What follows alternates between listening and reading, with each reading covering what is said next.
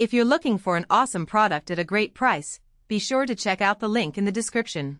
A disturbing trend is emerging in England's justice system. Survivors of coercive control are being criminalized, a new report reveals. The Centre for Women's Justice, CWJ, has released a damning account based on the experiences of 7 women wrongly ensnared by the very system designed to protect them. These are not isolated incidents. They represent a systemic failure to recognize and address the manipulative tactics employed by abusive partners. The report details harrowing stories of women facing criminal charges for acts directly resulting from their abuser's coercion.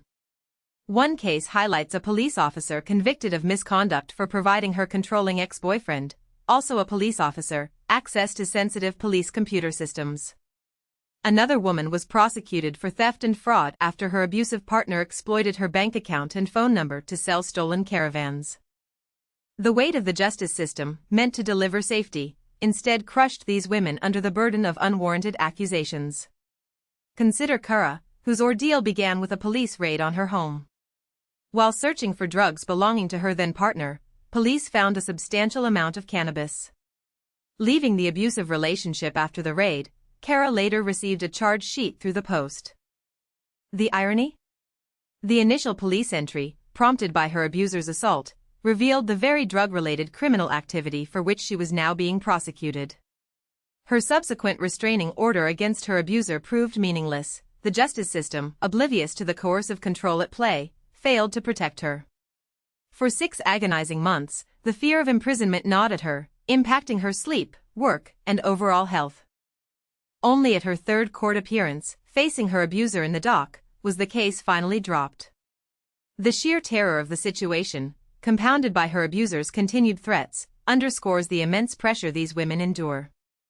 Another case involves Jane, a former lawyer, reported to the police by her ex-partner following notification of a bank account he'd opened after their separation. This disclosure, made through a solicitor, became the basis of criminal proceedings against Jane. Despite her prior reports to the police regarding his coercive control, the prosecution proceeded until it reached the Crown Court, where it was eventually dropped due to lack of public interest. Jane's experience exposes a deep-seated failure within the legal system, leading her to express profound shame and anger at a system meant to uphold justice. She highlights a systemic lack of understanding regarding coercive control, leaving victims vulnerable to further abuse and manipulation. The CWJ's report offers 11 crucial recommendations for reform, including the implementation of a robust legal defense for victims of coercive control who are pressured into criminal activity.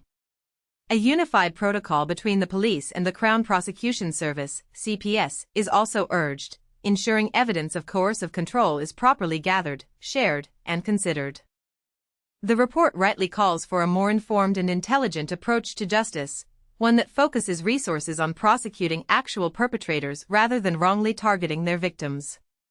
The report poignantly raises the question, how can a system designed to protect its citizens instead inflict further harm upon those most vulnerable? The stories of Cara, Jane, and the 5 other women detailed in this report serve as a stark reminder of the urgent need for systemic change. The weight of the current justice system, instead of shielding victims, is inadvertently compounding their suffering and hindering their path to recovery.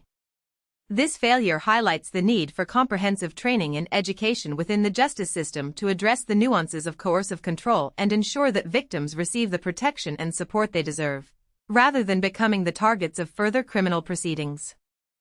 The lack of adequate understanding within the system is causing immense suffering and undermining the very principles of justice. The time for meaningful and impactful change is long overdue.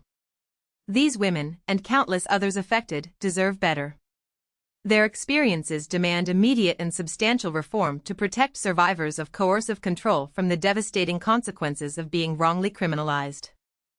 The future of justice depends on the swift implementation of these urgently needed changes. The failure to act is a betrayal of the very principles the justice system is designed to uphold, and the emotional and psychological scars inflicted upon these women are a testament to that failure. The harrowing realities presented in this report should serve as a wake-up call, demanding immediate action to